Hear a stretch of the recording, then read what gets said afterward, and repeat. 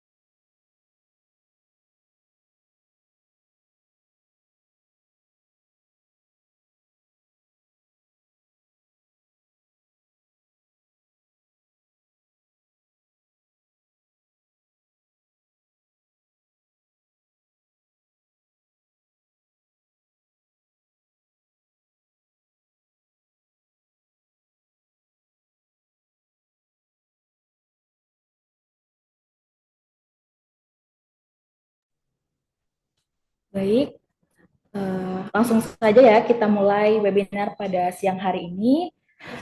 Bismillahirrahmanirrahim.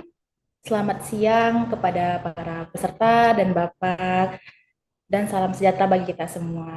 Pertama-tama, marilah kita panjatkan puji dan syukur atas kehadiran Allah Subhanahu wa Ta'ala yang telah melimpahkan rahmat dan kesejahteraannya bagi kita semua. Selamat salam, tak lupa pula kita junjung Nabi besar Muhammad SAW dengan mengucapkan Allahumma sholli ala Sayyidina Muhammad wa ala ali Sayyidina Muhammad. Yang saya hormati para pemimpin CV Oke Terbitkan Indonesia, yang saya banggakan Bapak narasumber kita Dr. Takdir Ikam MH MKM. Yang saya hormati para Bapak dan Ibu dosen yang saya banggakan. Izinkan saya memperkenalkan diri. Perkenalkan, nama saya Winalia Bekti. Saya selaku moderator pada webinar kali ini. Sebelum itu, izinkan saya memperkenalkan diri. Izinkan saya menyampaikan beberapa aturan agar berjalannya acara kita pada siang hari ini. Baiklah, yang pertama, peserta diwajibkan menghidupkan kamera dan menonaktifkan mikrofon. Yang kedua, apabila ada peserta yang ingin bertanya, silakan menggunakan fitur raise hand untuk memudahkan kita siapa yang ingin bertanya. Baiklah, untuk link absensi pada siang hari ini akan kita berikan pada penghujung acara webinar kali ini. Adapun tema kita yang kita ambil yaitu literasi akademik di era AI yang akan disampaikan oleh Bapak Dr. Takdir Ishak, MH, MKM. Sebelum itu, lebih baiknya kita lebih mengenal siapa narasumber kita pada siang hari ini, yaitu Bapak Dr. Takdir Ishak, MH, MKM, menyelesaikan pendidikan S1 pada tahun 2003 di Universitas Hasanuddin Makassar, Fakultas Ilmu Hukum, jurusan Ilmu Perdata. Pada tahun 2007, beliau menyelesaikan S2 di Universitas Hasanuddin Makassar, Fakultas Ilmu Hukum, jurusan Hukum Perdata. Pada tahun 2014, beliau menyelesaikan S3-nya di Universitas Hasanuddin Makassar, Fakultas Ilmu Hukum, jurusan Hukum Perdata. Pada tahun 2023, beliau juga menyelesaikan pendidikan S2 di Universitas Mega Buana Palopo, Fakultas Kesehatan Masyarakat, jurusan Administrasi dan Kebijakan Kesehatan. Beliau merupakan akademisi yang aktif dalam berkontribusi dalam ilmu pengetahuan mulai dari tahun 2013 hingga tahun 2025. Berbagai karya ilmiah beliau dapat ditemukan dalam Google Scholar. Dan apapun beberapa karya ilmu beliau, yaitu pada tahun 2019 dengan penelitian implementasi value of local wisdom is managing budgets of rural financing at Porygon Village in West Sali District of Luwu Regency. Pada tahun yang sama, kembali lagi dengan penelitian yang berjudul A Study of Juvenile Immoral Crime in Palopo City. Pada tahun 2021, beliau mengeluarkan kembali penelitian dengan judul Tinjauan Yuridis Rekomendasi Pembatalan Pasangan Calon Kepala Daerah terhadap Eksistensi Panwaslu dalam studi kasus penanganan pelanggaran pemilu kada tahun 2018 di Kota Palopo. Pada tahun 2022 dengan judul Analisis Efektif Transmisi Kebijakan Moneter melalui Instrumen Syariah dan Konvensional dalam Mempengaruhi Inflasi di Indonesia, penyelenggaraan Owner Research Journal dan Jurnal Akuntansi. Selain itu, di tahun 2024, beliau juga dengan judul K-Drama as a Cultural Marketing Media, Prediction of Continuance Intention Towards K-Drama pada penyelenggara as Asian Journal of Popular Culture. Dan masih banyak lagi hasil karya beliau. Selain itu, adanya pada tahun 2023, beliau juga menerbitkan buku Ilmu Kesehatan Masyarakat pada penerbit CV Bravo Press pada 2024 dengan judul Buku Ajar Metode Penelitian dan Penulisan Hukum dari penerbit PT Sanpedia Penerbit Indonesia. Dan pada tahun 2025 ini merupakan karya terbaru dari Bapak Dr. Takdir Ishak MH MKM dengan judul Jangan Asal Berobat, Yuk Melek Hukum Kesehatan ala Gen Z yang diterbitkan oleh kami yaitu CV Oke Terbitkan Indonesia. Selain itu, narasumber kita juga memiliki prestasi penghargaan mulai dari penghargaan Setya Lencana pada tahun 2015 yang diberikan oleh Kementerian Agama RI. Yang kedua, penghargaan pemilik hak cipta pada tahun 2021 yang diberikan oleh IAIN Palopo. dan penghargaan publikasi nasional reputasi dan penulis buku pada tahun 2021 yang diberikan oleh IAIN Solo. Selain itu juga, beliau juga memiliki pengalaman sebagai tenaga pengajar dan tenaga pendidik. Beberapanya yaitu tenaga pengajar unit penelitian dan pengabdian kepada masyarakat STEM Palopo. Selanjutnya, lektor mata kuliah ilmu hukum pada jurusan syariah, wakil dekan 1 dan 3 di bidang akademisi Fakultas Ekonomi Bisnis Islam, dan yang terbaru dengan jabatan wakil rektor 3 UIN Palopo. Wow, sangat luar biasa sekali narasumber kita pada siang hari ini. Sebelumnya, bagaimana Bapak kabarnya? Alhamdulillah, baik-baik. Api-api wae. Ya, alhamdulillah. Berarti udah siap ya kan Pak memamerkan materinya yang sangat luar biasa ini?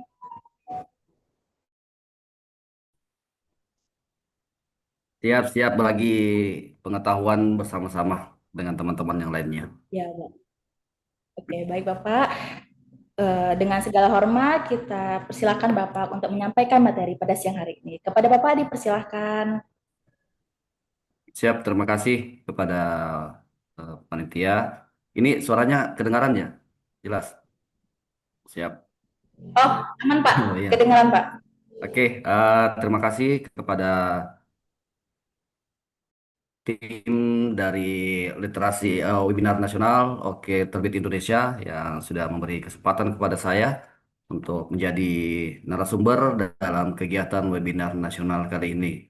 Ini bukan menunjukkan bahwa saya lebih hebat daripada teman-teman yang lain, tetapi hanya memberi kesempatan kepada saya untuk kita saling berbagi dan sharing pengetahuan bersama-sama dalam webinar ini. Oke, Bismillahirrahmanirrahim. Assalamualaikum warahmatullahi wabarakatuh. Waalaikumsalam warahmatullahi wabarakatuh. Oke, berlayar perahu menuju seberang. Cakep. Angin sepoi membawa damai. Mari bersama kita berkembang melalui webinar ini, kita berbagi dengan hati yang damai. Amin. Ya. Oke, yang terhormat kepada seluruh tim dari Oke Penerbit Indonesia yang sedang melaksanakan kegiatan webinar ini. Kemudian yang saya banggakan, yang hormati kepada seluruh peserta webinar yang sempat bergabung pada hari ini. Izinkan saya selaku narasumber dari materi webinar yang nantinya kita akan diskusikan secara bersama-sama, yaitu dengan judul Literasi Akademik di Era AI. Izin saya men-share materi yang akan kita diskusikan secara bersama-sama. Mungkin sudah masuk permohonan untuk share-nya.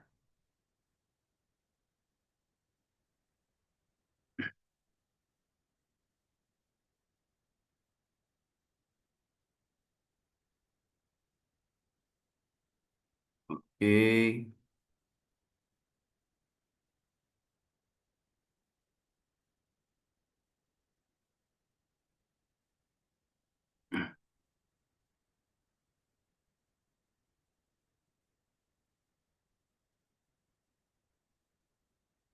Bagaimana? Sudah kelihatan tampilannya? Sudah Pak. Oke, terima kasih. Jadi dalam kesempatan ini kita membahas mengenai bagaimana literasi akademik di era AI. Nah, kenapa hal ini sangat penting untuk kita bahas bersama? Ada beberapa alasan yang menunjukkan bahwa hal ini sangat penting kita bahas secara bersama-sama. Yang pertama, kita ketahui bahwa secara perkembangan era globalisasi saat ini, perkembangan teknologi membuat proses pembelajaran itu sudah berubah dengan konsep yang sebelumnya. Di mana dengan adanya AI, proses pembelajaran itu lebih dinamis, lebih banyak mengandalkan penggunaan dari media-media yang menggunakan internet. Kemudian webinar tentang literasi akademik ini juga penting karena mengingat remaja kita saat ini menghadapi tantangan literasi yang sangat besar. Kenapa sangat besar saya katakan? Karena dengan adanya media sosial, media informasi, banyak berita-berita atau informasi-informasi yang beredar yang oleh remaja kita itu sulit untuk dibedakan mana yang valid, mana yang tidak, ya kan? Kemudian literasi juga ini eh, sangat menjadi tantangan bagi remaja kita karena mau tidak mau mereka harus lebih bisa memilih. Memilih dalam artian mengambil keputusan untuk dalam memanfaatkan teknologi smartphone mereka itu lebih banyak untuk mencari literasi-literasi yang bermanfaat bagi pengembangan potensi mereka atau justru sebaliknya dengan memanfaatkan smartphone mereka untuk berleha-leha dengan melihat konten-konten sosmed yang sama sekali tidak menunjang pengembangan potensi mereka sendiri. Jadi ini dilematis bagi remaja jika tidak diarahkan dengan baik sehingga webinar literasi akademik ini sangat penting untuk bagi remaja. Yang ketiga, AI itu seperti sisi mata dua pedang yang dimana jika tidak bijak untuk digunakan, maka kita akan menjadi berdampak negatif bagi remaja, bagi kita, dan jika kita bisa menggunakan dengan baik, maka itu akan menjadi berdampak positif bagi kita dalam hal pengembangan potensi kita semua. Nah, apa itu literasi akademik? Ini merupakan pertanyaan terkait dengan materi yang kita sampaikan. Secara sederhana, kita bisa membahasakan bahwa literasi akademik itu merupakan kemampuan seseorang untuk memahami menggunakan, mengevaluasi, dan menghasilkan teks-teks akademik sesuai dengan konteks keilmuan tertentu. Tentunya definisi ini berkembang sesuai dengan keahlian dari para pemikir tentang bagaimana mendefinisikan dari literasi akademik. Namun, gambaran secara umumnya seperti yang bisa disampaikan bahwa ada tiga pokok dari gambaran umum dari literasi akademik itu sendiri, yaitu bagaimana kemampuan memahami dan menulis teks ilmiah, bagaimana membaca secara kritis dan berpikir logis terhadap literasi akademik, kemudian bagaimana mengelola sumber informasi kredibel untuk menghasilkan sebuah karya akademik. Nah, untuk kemampuan memahami dan menulis teks ilmiah, kita bisa melihat bagaimana kemampuan kita dalam membaca tulisan-tulisan akademik. Tulisan akademik ini tentunya adalah tulisan yang dapat dipertanggungjawabkan kredibilitasnya karena tulisan ini ya yang nantinya yang bisa kita dapatkan melalui jurnal-jurnal maupun karya-karya ilmiah yang lainnya yang telah diterbitkan secara bereputasi. Nah, kemudian setelah kita mendapatkan dan bisa membaca hasil dari jurnal-jurnal tersebut yang merupakan sumber karya literasi akademik, kita berusaha untuk menangkap, memahami konten atau substansi dari karya ilmiah tersebut. Nah, yang kedua, kita menulis karya ilmiah dengan cara bagaimana hasil atau pemikiran bahasa yang logis, runtut dengan menggunakan data dan berdasarkan sumber yang terpercaya. Itu yang pertama. Kemudian yang kedua, membaca kritis, logis dan berpikir. Nah, membaca kritis ini dalam artian kemampuan kita dalam memahami teks dan cermat dalam mempertanyakan isi dan substansi dalam literasi akademik. Ini tidak berarti bahwa kita hanya membaca saja terkait dengan literasi-literasi yang ada, tetapi kita juga berusaha untuk menangkap substansi dari apa yang ingin disampaikan dari sebuah karya akademik itu sendiri. Dan itu juga harus diklarifikasi terkait dengan substansinya melalui beberapa cara, yaitu mungkin dengan mengecek sumber informasi atau sumber kutipan dari setiap karya akademik yang kita baca. Berpikir logis merupakan cara kita bagaimana menyusun secara runtut dan masuk akal pola pikir kita untuk memahami dan melihat sebuah naskah akademik secara komprehensif. Sehingga nanti pemahaman kita terkait dengan substansi akademiknya itu bisa lebih baik. Yang ketiga, terkait dengan bagaimana mengelola sumber informasi kredibel, ini yang menjadi tantangan besar bagi kita.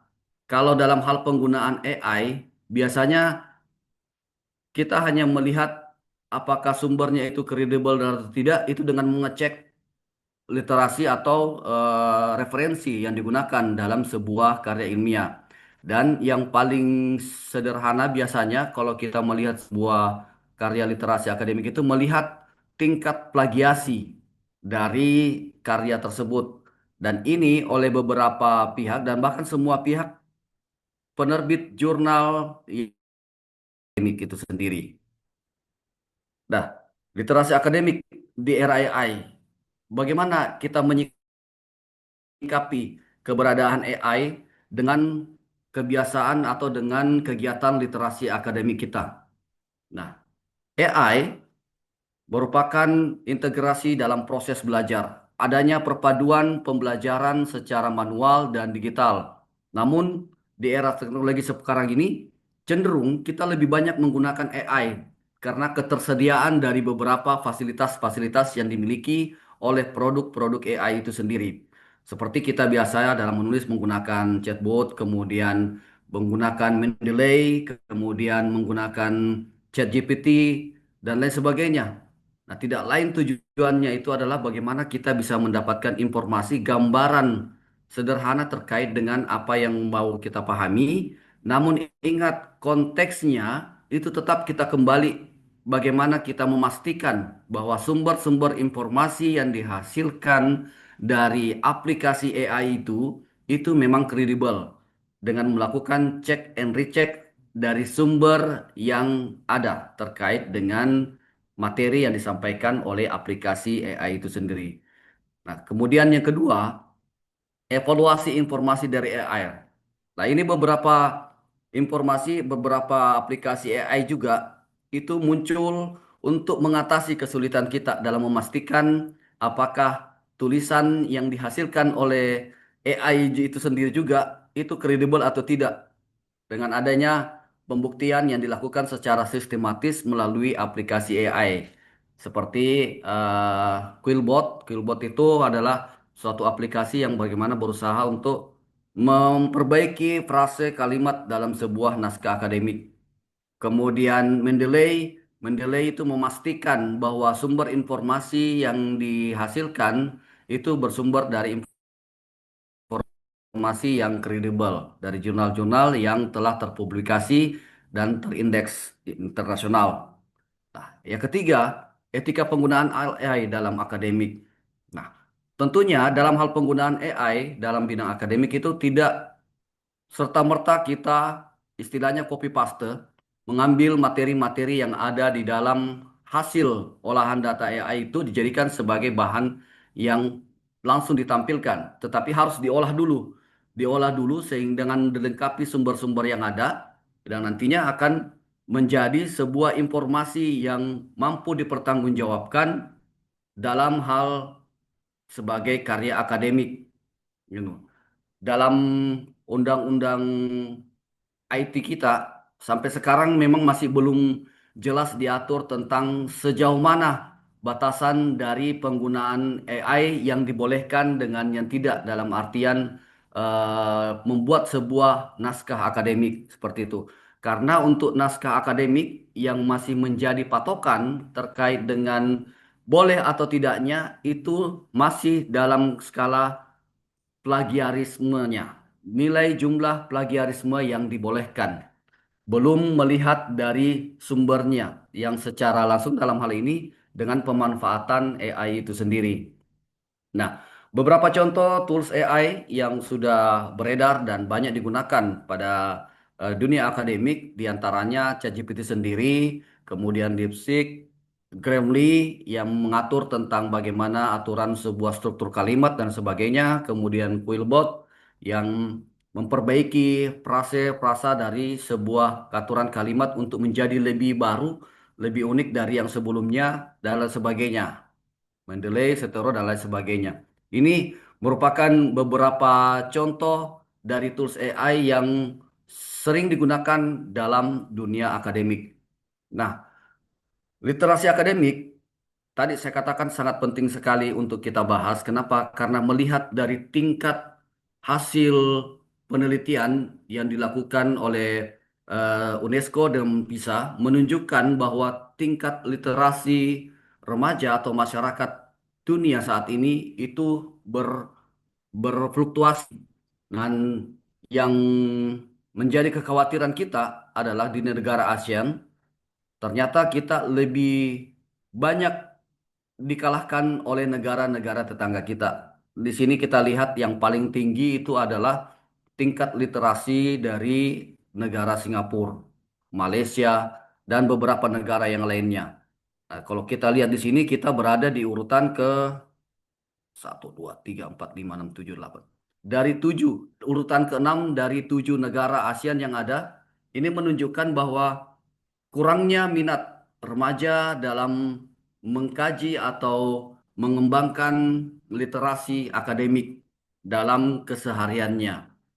Sehingga tentunya ini sangat berdampak dengan kualitas remaja kita, generasi muda kita terkait dengan informasi yang mereka butuhkan untuk pengembangan potensi mereka. Nah, tantangan literasi akademik remaja ada beberapa hal, yaitu ada tantangan eksternal dan tantangan internal. Dalam hal tantangan internal bagi literasi akademik remaja adalah kurangnya akses. Mereka mau membaca buku, dalam hal ini minat mereka untuk membaca buku itu sudah mulai kurang. Ditertibkan juga dengan kurangnya minat penerbit, bukan penerbit sebenarnya, pihak penulis untuk menerbitkan karya-karyanya.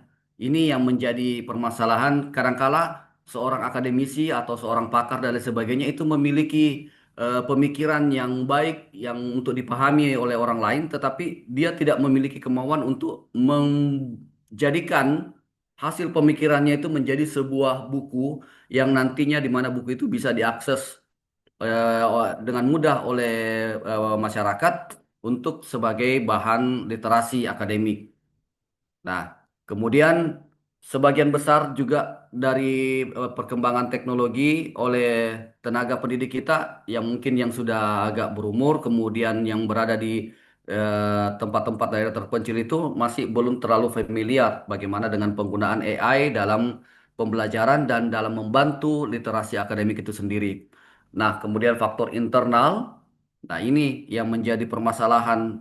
Ini juga kami alami di mahasiswa kami terkait dengan budaya copy paste dalam hal membuat karya ilmiah seperti skripsi, makalah dan lain sebagainya. Namun alhamdulillah dengan adanya AI kita terbantu untuk bisa melihat hasil karya mahasiswa kita ini sejauh mana otentik dari hasil karya mahasiswa ini merupakan hasil pemikirannya atau merupakan hasil sebagian besar dari hasil AI itu sendiri dengan menggunakan aplikasi pelacak dari sumber informasi dari naskah yang mereka buat.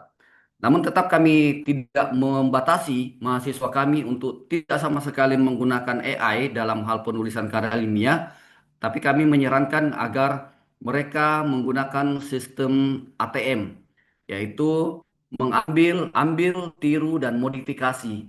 Jadi jika ada naskah yang mereka dapatkan, mereka bisa ambil, jadikan sebagai referensi, tetapi harus dimodifikasi ulang untuk menjadi sebuah kebaruan dalam naskah akademik mereka. Sehingga yang dalam hal cek plagiasinya itu bisa dikurangi. Nah, yang kedua yaitu malas berpikir kritis. Kenapa malas berpikir kritis? Karena apapun yang mereka pertanyakan, jika menggunakan AI, itu selalu pasti dijawab oleh AI. Nah, cuman tidak bisa disalahkan AI juga. Yang disalahkan adalah penggunanya sendiri karena penggunanya tidak kritis dalam artian tidak mencari informasi yang lebih jelas terkait dengan informasi yang didapatkan dengan penggunaan AI itu sendiri. Jadi ini yang menjadi tantangan bagi remaja dalam hal literasi akademik. Bukan remaja saja, kami juga sebagai tenaga pengajar juga kadang-kadang mengalami permasalahan seperti itu.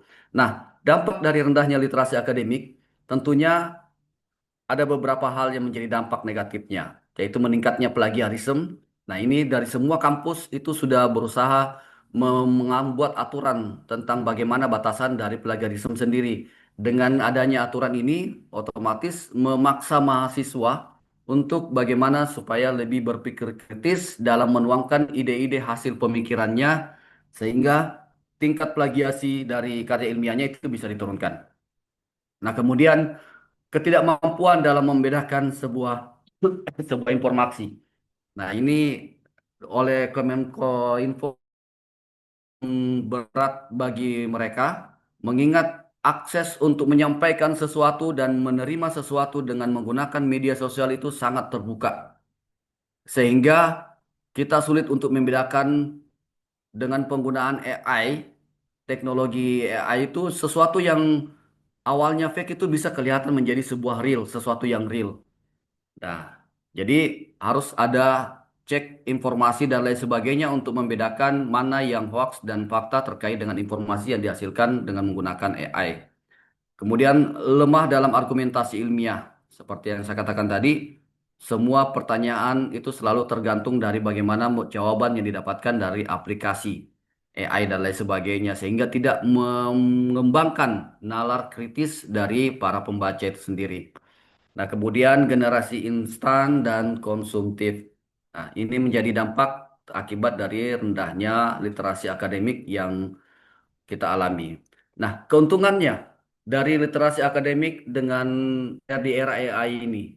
Nah, satu adalah efisiensi belajar. Efisiensi belajar di sini dalam artian untuk mengetahui sesuatu tidak mesti dengan mengumpulkan berbagai macam buku dan lain sebagainya. Tapi dengan memanfaatkan AI sudah bisa mendapatkan informasi, hanya saja perlu dicatat bahwa untuk informasi yang diperoleh dengan menggunakan AI itu harus memperhatikan sumbernya, sumber informasinya, rujukannya dari mana, sehingga mesti harus jelas sumbernya. Kemudian dengan AI kita juga bisa mengembangkan nalar berpikir kritis kita dengan melihat informasi-informasi atau perkembangan dari aplikasi AI itu sendiri. Kemudian produktivitas tinggi. Nah, ini produktivitas tinggi.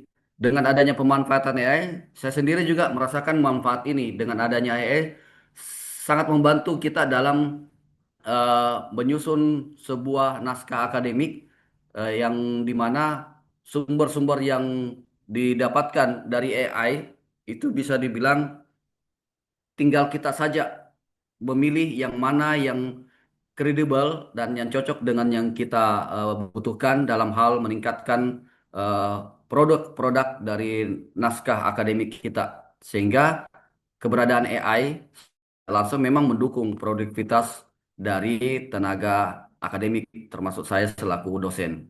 Kemudian siap di dunia kerja. Beberapa pekerjaan ke depan dalam bentuk manual yang menggunakan tenaga manusia itu semakin hari semakin akan dihilangkan. Semua pekerjaan yang dulu awalnya sulit mesti harus dikerjakan berhari-hari untuk menyelesaikannya dengan menggunakan AI. Sudah ada beberapa yang membuktikan bahwa analisa-analisa yang disampaikan oleh AI dalam menyelesaikan permasalahan-permasalahan yang ada itu bisa lebih efisien dibanding jangka waktu yang dibutuhkan oleh seseorang untuk membuat sebuah analisis-analisis dalam menyelesaikan permasalahan. Namun itu tadi ada menjadi kelemahan dari AI yang tetap menjadi harus perhatian kita. Kemudian etika akademik meningkat. Jadi kehati-hatian dalam menghasilkan karya ilmiah dengan adanya AI semakin membuat kita memperketat aturan-aturan untuk pemanfaatan AI dalam penghasilan karya ilmiah itu sendiri. Yang harus dilakukan adalah beberapa yang bisa dilakukan, belah itu pelatihan AI dan digital, literasi digital. Kemudian semua aktivitas perkuliahan mahasiswa diwajibkan untuk menggunakan penyelesaian tugasnya dengan menggunakan AI secara cerdas, secara baik dalam artian itu tadi memperhatikan sumber-sumber dari tulisannya. Kemudian belajar mandiri lewat aplikasi. Banyak konten-konten atau pihak-pihak yang membuat aplikasi pembelajaran secara mandiri yang tentunya ini juga sangat membantu peningkatan literasi bagi mahasiswa terkait dengan materi-materi yang mungkin awalnya dulu sulit untuk dipahami, tapi dengan adanya pemanfaatan AI yang digunakan oleh beberapa ahli untuk memfasilitasi penyampaian materi-materi yang mereka ketahui terkait suatu pengetahuan itu bisa lebih mudah dirasakan dengan melibatkan pemanfaatan AI itu sendiri. Kemudian komunitas literasi digital dan pendidikan tenaga pendidikan itu semakin meningkat. Nah, praktik buruk yang harus dihindari dalam AI, ya, seperti yang tadi saya sampaikan, yaitu dengan copy paste hasil AI tanpa ada pemahaman, tanpa melihat sumbernya dan lain sebagainya. Kemudian menjadikan AI sebagai sumber utama tanpa validasi. Ini yang sangat rawan sekali dan sangat menjadi perhatian bagi kami dosen dalam hal mahasiswa kami menciptakan karya ilmiah dalam hal ini adalah skripsi. Kemudian mengabaikan referensi dan sitasi. Kemudian tips bagaimana menggunakan AI secara etis, otomatis kita diharapkan bisa tidak menjadikan AI sebagai suatu sumber yang utama dalam hal penulisan karya ilmiah, namun dia dijadikan sebagai alat bantu untuk memudahkan kita dalam membuat sebuah karya ilmiah. Kemudian selalu mengkonfirmasi atau selalu memeriksa kredibilitas dari informasi yang dihasilkan dalam penggunaan AI itu sendiri. Dan yang terakhir adalah bagaimana wajib hukumnya dalam pembuatan sebuah karya ilmiah atau naskah akademik itu harus mencantumkan sumber dari naskah yang kita buat dan sumbernya itu harus valid, di mana sumber itu nantinya dapat kita kembangkan. Dalam artian materi yang kita dapatkan itu tidak serta-merta langsung dijadikan sebagai bahan untuk copy paste, tetapi kita kembangkan lagi dengan kemampuan dan pemahaman kita sendiri, sehingga nilai apa nilai otentiknya itu lebih tinggi daripada nilai plagiasinya. Nah, ini yang menjadi pertanyaan dari kita. Apakah pernah kita menggunakan ChatGPT atau AI-nya untuk belajar? Otomatis kita semuanya pernah menggunakan itu. Nah, yang menjadi pertanyaan selanjutnya, apa yang menjadi tantangan bagi kita yang kita hadapi dalam penggunaan AI itu sendiri? Nah, tentunya dalam hal ini beberapa orang mengalami kesulitan dalam hal termasuk dalam tadi tentang bagaimana membedakan antara yang fake atau yang asli dan lain sebagainya. Bagaimana caranya untuk mencari sumber yang asli dan lain sebagainya ini jadi tantangan bagi kita semua. Dan terakhir, apakah AI itu membuat kita lebih kritis atau lebih malas? Lebih membuat kita lebih produktif atau lebih pasif?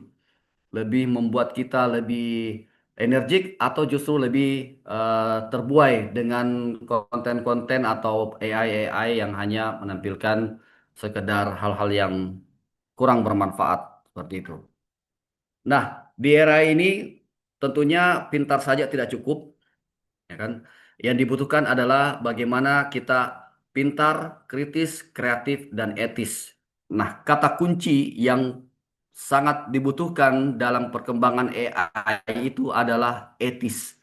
Etis dalam artian apa? Pemanfaatan AI itu harus mengikuti etika. Etika dalam hal menghasilkan sebuah karya ilmiah atau dalam hal ini naskah akademik sehingga yang dihasilkan karyanya bagus, maka otomatis literasi akademik kita dalam membaca hasil-hasil akademik yang etis dari penggunaannya, maka akan menjadikan hasil karya kita ini lebih baik ke depannya.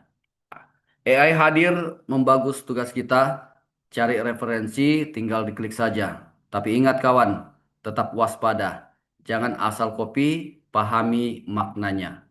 Saya sarankan kepada teman-teman semua untuk bagaimana dengan pemanfaatan AI itu kita bisa menghasilkan sebuah karya akademik. Nah, ini oke penerbit Indonesia siap memfasilitasi kita untuk bagaimana menerbitkan semua ide-ide kreatif kita dalam membuat sebuah karya akademik, yaitu buku dan lain sebagainya. Karena kita tidak akan tahu karya siapa saja yang akan membuat orang tersentuh untuk membacanya.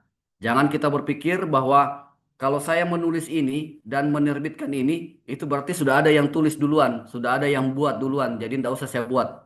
Itu tidak seperti itu. Kita selalu harus berpikir bahwa saya harus berbuat, saya harus menulis, ada yang baca, tidak ada bacanya, yang penting saya menghasilkan sebuah karya ilmiah. Karena itu tadi kita tidak akan tahu karya siapa yang akan membuat orang tersentuh untuk membacanya. Oke, itu saja mungkin materi yang bisa saya sampaikan. Nantinya kita akan melalui diskusi dalam forum webinar ini. Terima kasih. Wassalamualaikum warahmatullahi wabarakatuh. Waalaikumsalam warahmatullahi wabarakatuh. Terima kasih Bapak atas pemaparan materi yang sangat luar biasa ini.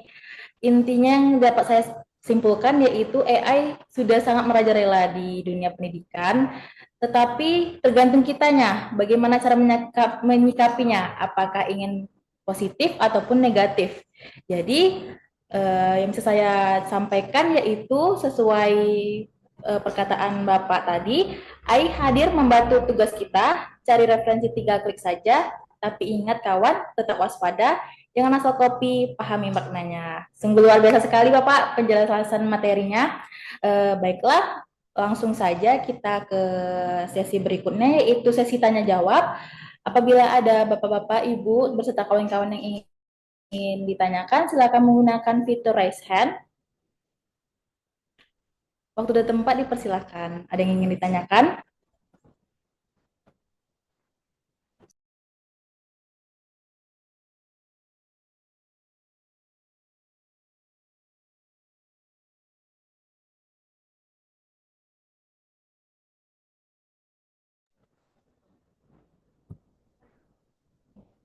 Baik, Bapak. Sepertinya Nah, sudah ada beberapa pertanyaan di room chat kita, yaitu atas nama Reza ingin bertanya bagaimana peran literasi akademik dapat membantu meningkatkan kemampuan dalam menghadapi tantangan di era AI ini dan apa saja strategi yang dapat digunakan untuk mengembangkan literasi akademik yang efektif di era AI serta bagaimana kita dapat memanfaatkan teknologi AI ini untuk meningkatkan kualitas literasi akademik dan meningkatkan kemampuan berpikir kritis dalam menghadapi informasi yang kompleks. Mungkin dari Bapak, apakah sudah bisa menjawabnya nih? siap, siap, siap, siap. Oke, baik Ini Bapak, kayaknya silakan ya Pak. dirangkum pertanyaannya dari 3 pertanyaan menjadi 1 pertanyaan. Oke, yang pertanyaan pertama ya, kita terkait dengan bagaimana peran literasi akademik dapat membantu meningkatkan kemampuan dalam menghadapi tantangan di era artificial intelligence AI itu sendiri. Nah, otomatis eh, kemampuan kita dalam eh, mengatasi permasalahan terkait dengan adanya AI, otomatis kita imbangi dengan kemampuan kita memahami AI itu sendiri. Banyak solusi-solusi yang ditawarkan oleh AI dalam menghadapi permasalahan AI juga sendiri karena AI punya masalah unsur negatif dan kita bisa kalau kita cerdas menggunakan AI maka kita akan bisa menghasilkan sebuah eh, pengembangan dari literasi akademik menjadi ke arah yang lebih positif. Artinya apa? Dengan pemanfaatan AI kita bisa menghasilkan sebuah karya yang bisa menjadi bahan literasi akademik bagi masyarakat jika karya yang kita hasilkan dengan AI tadi itu kita menggunakan kita buat dengan etika yang tadi saya disampaikan dengan tidak hanya sekedar copy paste tetapi memperhatikan sumber informasi yang dijadikan sebagai rujukan kemudian dengan melihat membandingkan dengan tulisan-tulisan jurnal atau akademik yang lainnya. Oke, itu yang pertama. Yang kedua, strategi yang dapat digunakan untuk pengembangan literasi akademik. Nah, strategi yang paling, kalau menurut saya, yang paling mudah digunakan untuk pengembangan literasi akademik adalah bagaimana menyampaikan informasi yang baik itu tidak hanya melalui media tulisan, tetapi juga dengan menggunakan media visual, audio visual. Karena masyarakat kita atau remaja sekarang itu lebih cenderung menyukai mencari sesuatu atau menikmati sesuatu itu dengan melalui tayangan audio video, audio visual daripada mereka membaca. Jadi kalau untuk mau meningkatkan literasi akademik mereka, bagaimana materi-materi yang ingin disampaikan, bagaimana pengetahuan-pengetahuan atau informasi-informasi yang berguna bagi remaja ingin disampaikan dengan baik, itu adalah dengan salah satunya memanfaatkan, membuat dalam bentuk media audio visual. Dibuatkan video-video singkat terkait dengan informasi-informasi yang bermanfaat bagi remaja dan lain sebagainya, sehingga secara tidak langsung mereka melek literasi dengan menikmati sajian-sajian dari video-video singkat yang berisi informasi-informasi yang sangat penting bagi mereka. Jadi bukan hanya berfokus kepada membaca buku, membaca artikel dan lain sebagainya, tetapi juga berusaha untuk merambah ke dunia audiovisual untuk menyampaikan informasi yang bermanfaat sehingga literasi kita akan lebih tinggi.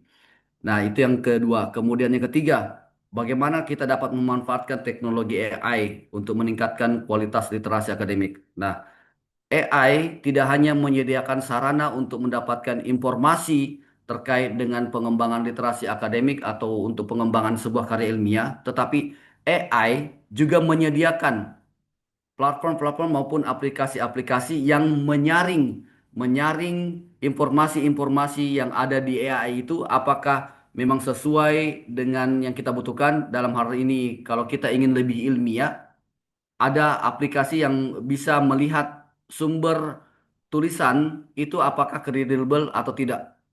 Seperti itu. Dari aplikasi-aplikasi inilah kalau kita gunakan dengan baik, otomatis karya ilmiah literatus kita juga akan berkualitas.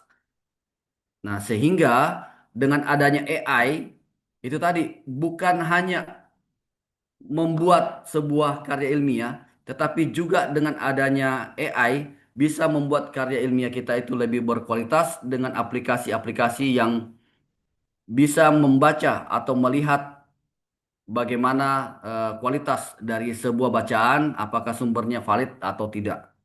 Nah, itu saja mungkin dari saya seperti itu. Baik, Bapak. Terima kasih atas jawabannya. Bagaimana dengan Saudara Reza? Apakah jawaban dari pemateri kita sudah memuaskan dari pertanyaan tersebut?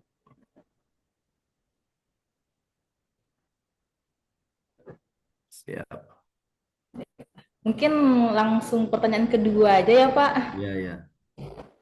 Dari Saudara Julian Syah bertanya, dalam lanskap akademik tahun 2024 muncul lonjakan penggunaan kecerdasan buatan atau AI dalam penulisan karya ilmiah, mulai dari asistensi tata bahasa hingga produksi otomatis referensi sitasi. Namun, di saat yang sama muncul paradoks baru, yaitu mahasiswa semakin fasih mengoperasikan ChatGPT, tetapi semakin asing terhadap kemampuan berpikir kritis dan logika argumentatif sendirinya. Bagaimana sebenarnya kita dapat merumuskan batas etis dan metodologis dalam literasi akademik berbasis AI agar teknologi tidak menjadi substitusi akal, tetapi akselerator nalar sebagaimana ditekankan oleh UNESCO dalam laporan AI and the Future of Education tahun 2024. Mungkin Bapak bisa langsung dijawab. Siap. Tadi kita bisa ketahui bahwa dampak negatif dari AI itu adalah membuat khususnya mahasiswa pelajar itu malas untuk berpikir. Mereka tidak menjadi kritis terkait dengan informasi-informasi yang ada karena adanya kemudahan AI. Tanya ini langsung bisa ada jawabannya apa dan sebagainya. Nah, ini tanggung jawab kita bersama. Kalau kami sebagai tenaga pendidik, tanggung jawab kami itu adalah bagaimana agar karya yang dihasilkan atau apapun yang dihasilkan oleh mahasiswa, baik itu dengan menggunakan AI maupun dengan secara manual, itu tidak serta-merta kita nilai begitu saja. Tetapi harus melihat kemampuan bagaimana mahasiswa bisa menjelaskan kembali materi yang telah mereka buat, baik itu dari sumbernya dari AI dan lain sebagainya. Nah, cara mereka menjelaskan otomatis disitulah yang menjadi penilaian, substansi penilaian kita apakah memang mahasiswa kita ini memahami materi yang telah dibuat. Nah, kalau dia sistemnya hanya copy paste, kemudian tidak berusaha berpikir kritis untuk memahami, maka akan kelihatan dalam proses presentasi atau penjelasan dari materi-materi yang telah dihasilkan. Itu salah satu cara yang bisa dilakukan untuk bagaimana supaya mengembalikan. Jangan justru AI itu membuat nalar kritis mahasiswa kita itu menjadi turun, tetapi justru harus semakin meningkat dengan adanya itu tadi menjelaskan materi-materi yang telah mereka buat dengan menggunakan AI, dijelaskan kembali dengan menggunakan bahasa mereka, sehingga penilaiannya akan bisa lebih kelihatan terkait dengan penguasaan substansi dari tugasnya. Seperti itu salah satunya.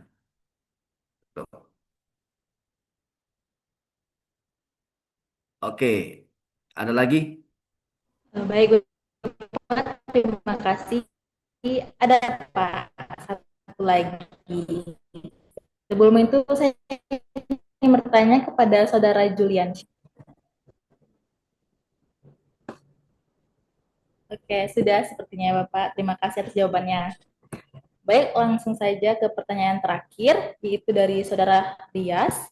Assalamualaikum, izin bertanya Dokter Takdir, bagaimana cara menjaga orisinalitas karya akademik di tengah maraknya penggunaan AI yang bisa menghasilkan tulisan dalam hitungan detik, sementara standar etika akademik tetap harus dijunjung tinggi. Di era AI, mahasiswa sering terbantu membuat literasi atau penyusunan argumen lewat tools digital. Apakah ini akan menggeser makna literasi akademik dari proses berpikir kritis menjadi sekedar keterampilan teknis mengolah mesin? Banyak dosen dan institut pendidikan masih gampang dalam merespon penggunaan AI dalam penulisan ilmiah. Menurut Dokter Takdir, apakah perlu dibuat regulasi khusus atau pedoman nasional untuk memastikan AI mendukung bukan menggantikan proses akademik? Silakan Oke, Bapak. pertanyaannya sangat bagus sekali. Ini kayaknya mahasiswa ini yang bertanya ini karena mereka alami tentang bagaimana penggunaan AI yang bisa menghasilkan tulisan dalam hitung detik, bagaimana menjaga originalitas karya. Nah, ini dalam hal menjaga originalitas karya, AI bisa menampilkan informasi terkait dengan apapun yang ingin kita tahu, apapun yang ingin kita tulis. Namun, jika dimasukkan ke dalam cek plugin akan terbaca semua bahwa hasil yang ditampilkan oleh AI itu bisa dibilang 100% plagiat seperti itu. Nah, kita dalam mengambil informasi dalam AI itu tidak serta-merta langsung di copy paste. Tetapi kita baca ulang dulu. Artinya apa yang kita dapatkan dari AI dibaca ulang dulu, dipahami dulu. Setelah kita pahami, baru kita membahasakan ulang dengan pemahaman kita dalam karya tulis ilmiah kita seperti itu. Jadi sehingga tidak copy paste dari misalnya lima baris kalimat, 5 baris kalimat yang ada dari AI oleh kita itu bisa dikembangkan menjadi 10 kalimat. Dengan adanya penambahan itu otomatis originalitas kita itu akan menurunkan tingkat plagiasi yang ada. Itu salah satunya. Jadi ada ya istilahnya pengembangan frase-frasanya seperti itu. Kemudian dan itu tidak melanggar akademik jika itu tadi jika kita menjelaskan sumber informasi yang kita dapatkan dalam hal penulisan karya ilmiah kita. Nah, kemudian yang kedua, eh mahasiswa sering dibantu literatur menyusun argumen lewat tools. Apakah ini akan menggeser makna literasi akademik dari anak ini? Selalu berpikir kritis, logis terkait dengan informasi-informasi yang kita dapatkan. Jadi apapun yang kita dapatkan dari AI, tadi saya bilang mesti harus kita kaji ulang, kita pahami ulang dalam konteks sesuai dengan apa eh, aturan-aturan sistematis pola pikirnya seperti apa, logis atau tidak, itu dikembalikan ke kita. Nah, untuk memahami itu yaitu tadi kemampuan daya kritis kita itu sangat dibutuhkan. Nah, AI hanya menyediakan bahan mentahnya sebagian informasi, kita lah yang mengolah bahan mentah itu untuk menjadi informasi yang baru lagi, yang lebih fresh, yang lebih bisa mudah untuk dipahami. Seperti itu. Kemudian yang terakhir, dosen dalam institut perguruan tinggi masih gamang dalam merespon penggunaan AI dalam bentuk ilmiah. Menurut saya, apakah perlu dibuat regulasi? Nah, sangat penting sekali. Sangat perlu sekali membuat regulasi batasan-batasan dalam penggunaan AI. Untuk apa? Untuk tidak mematikan nalar kritis dari mahasiswa untuk menghasilkan sebuah karya ilmiah. Untuk tidak mematikan nalar logis dari mahasiswa dalam menghasilkan karya ilmiah karena tergantung dengan AI. Jadi regulasi-regulasi maupun aturan-aturan yang khusus mengenai penggunaan AI sangat perlu untuk diadakan di semua kampus dalam hal menciptakan generasi-generasi muda yang kita berharap generasi muda yang kita hasilkan ini adalah generasi muda yang mampu berpikir secara kritis, bukan terima apa adanya, tetapi juga bisa mengembangkan apa permasalahan yang ada dan memberikan solusi terkait dengan permasalahan yang ada dengan pemikiran yang kritisnya. Itu mungkin yang bisa saya tanggapi terkait dengan pertanyaan dari ini kayaknya mahasiswa ini pertanyaannya. Terima kasih. Baik, terima kasih ya Bapak atas jawabannya yang sangat luar biasa. Baik, kepada Saudara Rias, apakah sudah mendapatkan jawabannya dari atas pertanyaannya? Oke, Julius. Kita anggap sudah puas ya Pak. Baik, acara selanjutnya yaitu perkenalan produk dari CV Oke Terbitkan Indonesia yang akan dipandu oleh General Manager kita, Ayu Sofia. Kepada beliau, kita persilahkan. Baik, sebelumnya, Assalamualaikum warahmatullahi wabarakatuh. Waalaikumsalam warahmatullahi wabarakatuh. Salam sejahtera untuk kita semua. Tak terasa kita sudah sampai di penghujung webinar hari ini. Terima kasih saya ucapkan kepada seluruh peserta yang telah hadir dan aktif mengikuti acara dari awal hingga akhir. Semoga ilmu dan wawasan yang kita dapatkan hari ini bisa menjadi bekal yang bermanfaat, terutama bagi Bapak, Ibu, atau teman-teman yang ingin menuangkan ide dan karya bukunya ke kami. Jadi sebelum kita tutup pada webinar siang hari ini, Bapak Ibu apakah masih semangat? Tentunya pasti masih semangat ya Pak, Bu. Nah, jadi izinkan saya selaku General Manager memperkenalkan CV Oke Terbitkan sebagai partner terbaik Bapak Ibu dalam menerbitkan buku secara profesional, mudah dan terjangkau. Nah, kenapa Bapak Ibu harus memilih CV Oke Terbitkan? Karena di sini prosesnya mudah dan cepat, terus ISBN-nya resmi dan legalitasnya jelas. Terus Bapak Ibu juga udah mendapatkan cover dan layout yang profesional. Terus juga nantinya buku Bapak Ibu yang telah terbit akan kami pasarkan di marketplace yang sudah terkenal tentunya seperti Shopee, Tokopedia, dan nanti setiap penjualan dari buku Bapak Ibu akan kami berikan ke penulisnya langsung, yaitu royalti sebesar 20%. Jadi nggak hanya kami saja yang mendapatkan uang atau keuntungan, tapi Bapak Ibu sendiri juga mendapatkan keuntungan dari buku yang telah Bapak Ibu terbitkan bersama kami. Nah, promo spesial untuk peserta webinar pada siang hari ini, kami sebagai bentuk apresiasi ingin memberikan diskon khusus untuk peserta, yaitu 10% dari setiap harga-harga paketnya. Nah, sebelumnya kami dari CV Oke Terbitkan memiliki 6 paket. Yang pertama itu ada paket hemat. Paket hemat di sini harganya benar-benar hemat, benar-benar di kantong remaja bisa, di kantong para dosen bisa, di kantong para penulis pun juga bisa. Nah, paket hemat sendiri itu harganya di 500.000, di diskon 10% jadi 450.000. Di harga 450.000 Bapak Ibu sudah mendapatkan buku yang profesional, dan Bapak Ibu juga sudah menjadi penulis di bukunya nanti. Bukunya bisa diletakkan di perpustakaan kampus dan yang pentingnya sebagai amal jariah Bapak Ibu. Nah, untuk fasilitas dari paket hemat ini sendiri itu yang pertama ada ISBN-nya resmi, Bapak Ibu mendapatkan template buku. Jadi nanti Bapak Ibu tidak perlu memikirkan template bukunya bagaimana, kami sendiri yang mengirimkan template bukunya. Bapak Ibu tinggal memasukkan naskah Bapak Ibu yang sudah diternitinkan minimal 25% plagiarism ke dalam template buku yang kami berikan. Terus Bapak Ibu juga udah dapat paket yang profesional, edition cover. Terus Bapak Ibu untuk paket hemat ini, Bapak Ibu juga mendapatkan royalti 20%. Jadi kalau misalnya buku Bapak Ibu nanti setelah terbit mungkin ada penjualan sekitar sebulan, mungkin udah banyak penjualannya, mungkin Bapak Ibu dengan harga 450.000 cepat ya balik modalnya Pak, Bu. Nah, jadi kapan lagi setelah nggak perlu nunggu-nunggu, kalau udah ada naskahnya, kalau udah siap turnitinnya, plagiarismnya udah 25%, atau mungkin Bapak Ibu mau kami bantu turunin turnitinnya, kami bisa bantu. Bapak Ibu tinggal hubungi kami aja. Terus selanjutnya itu ada paket tunggal. Nah, paket tunggal di sini fasilitasnya sama seperti paket hemat, namun bedanya Bapak Ibu tidak perlu pusing-pusing mikirin Turnitinnya, plagiarismenya tinggi. Bapak Ibu nggak perlu mikir-mikir itu, kami yang menurunkan.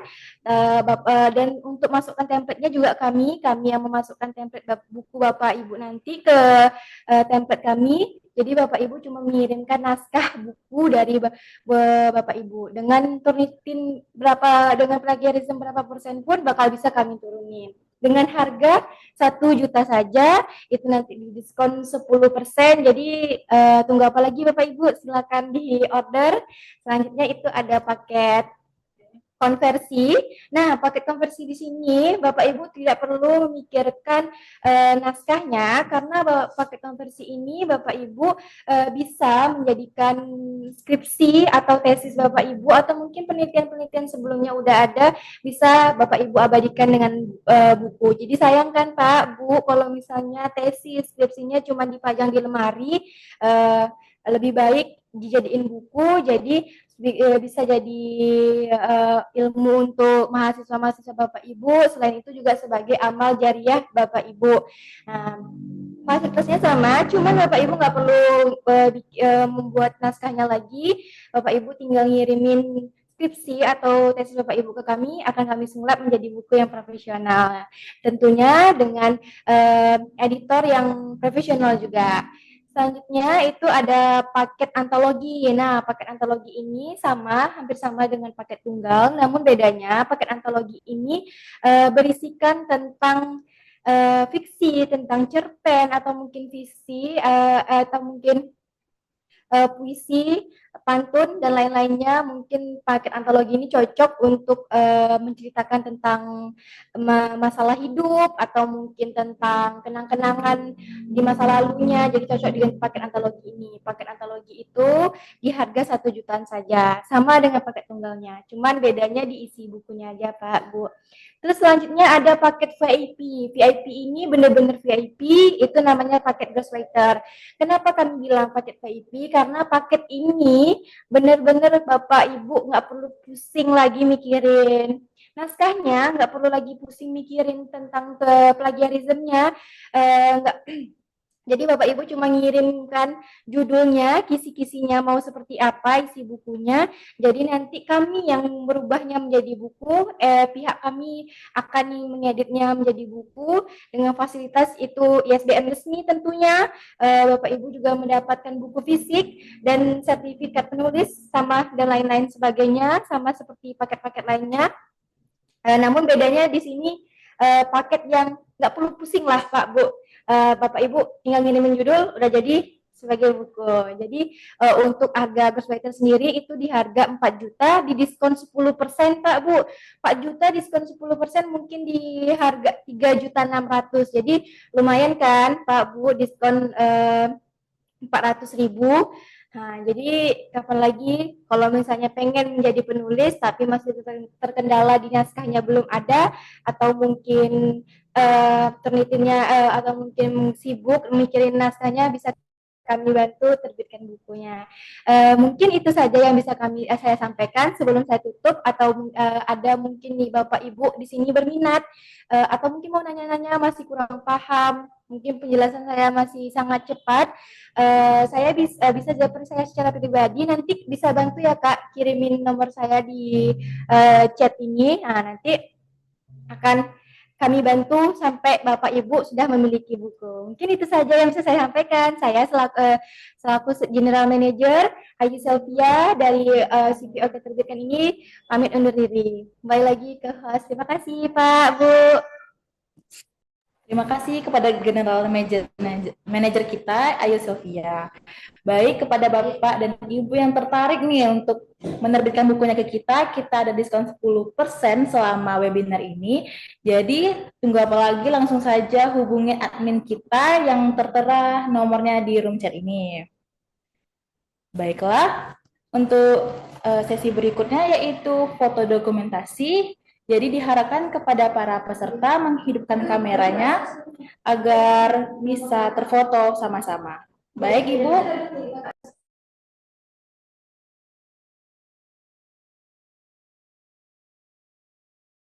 Baik, kepada peserta langsung saja kita foto sesi bersama.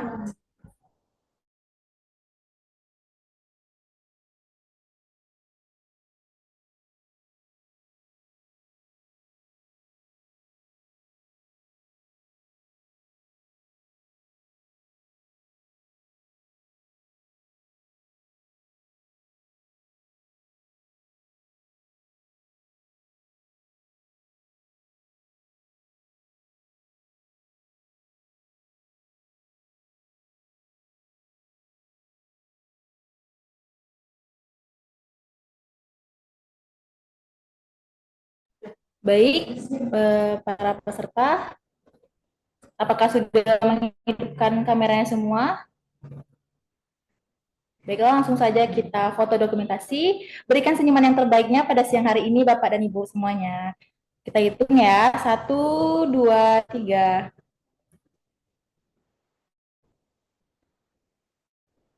Baik, sekali lagi, 1, 2, 3. Baik, terima kasih Bapak Ibu semuanya. Baiklah, berakhir sudah acara kita pada siang hari ini. Saya selaku moderator, mohon maaf apabila ada kesalahan kata. Sebelum itu, untuk absennya silakan diakses melalui room chat kita, yaitu di situ.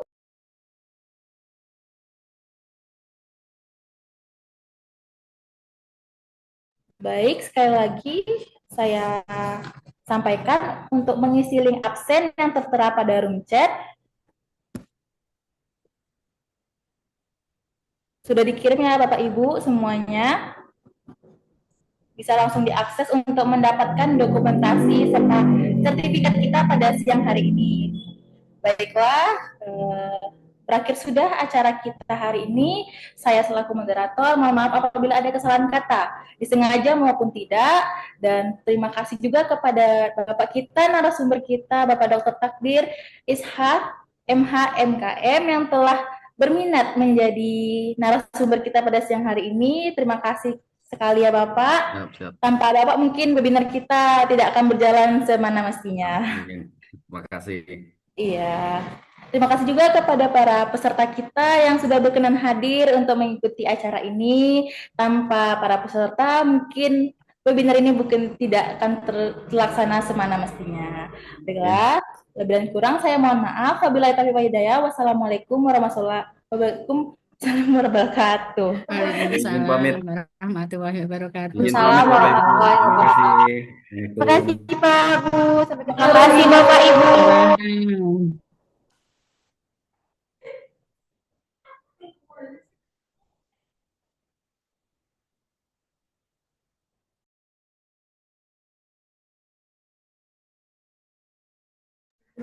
Ayo, Bapak.